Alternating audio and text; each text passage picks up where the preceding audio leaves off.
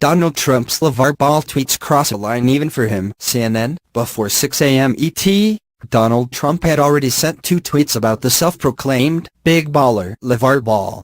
Here's the full 2-tweet set. It wasn't the White House. It wasn't the State Department. It wasn't Father LaVar's so-called people on the ground in China that got his son out of a long-term prison sentence. It was me.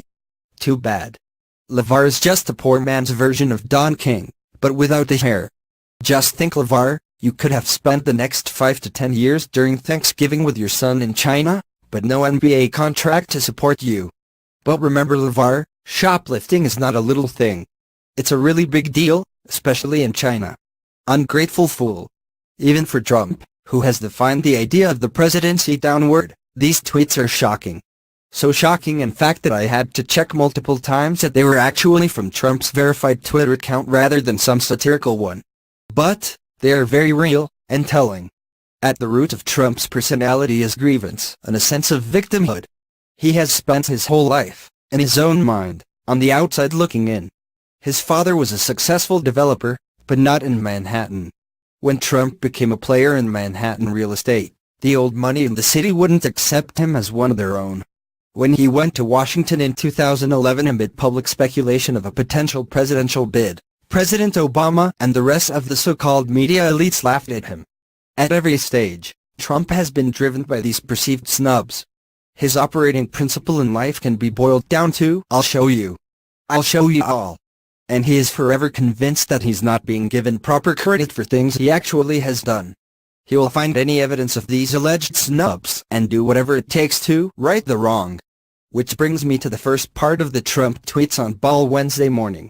Trump is reacting to this totally bananas interview Ball gave to CNN's Chris Cuomo on Monday night. In it, Ball insists he doesn't need to say thank you to Trump for helping get LaMelo Ball and 2 other UCLA basketball players out of China after they were arrested for shoplifting because I had some things done. I talked to some people that did some things, too. Obviously, it makes no sense for Trump to respond to Ball, ever in this particular situation. Ball is someone who is widely ridiculed in the popular culture for being a chest-pounding braggart, using his kids' athletic prowess to enrich himself. And yet, Trump is simply incapable of letting any slight, any attempt to steal credit from him, go by. It doesn't matter whether it's LaVar Ball doing it or the president of a foreign country. They're all the same to Trump. They're all people trying to lessen him, to take away what is rightfully his. And so, he claps back. It's all he knows how to do. It's as natural to Trump as calling everything beautiful and amazing. It's instinctual. The credit hugging by Trump is actually the least toxic thing he is doing in these 2 tweets this morning. What's far worse is the racial dog whistling he offers up by describing Ball as a poor man's version of Don King, without the hair, and blasting him as an ungrateful fool. It's also a little weird for Trump to belittle Ball by comparing him to King, an avowed Trump supporter, who appeared with Trump on the campaign trail and with whom Trump conducted a not press conference as president-elect. Given Trump's demonstrated willingness, as a candidate and as president, to play on racial stereotypes and racial animus to benefit his own political interests, it's impossible to ignore the underlying messaging here. King and Ball are both black. King is someone with a long-held reputation as an over-the-top hype man. By comparing Ball to King, Trump is hoping to minimize him, turn him into a sort of cartoon character in the eyes of the president's political base. Then there's the reference to Ball as an ungrateful fool.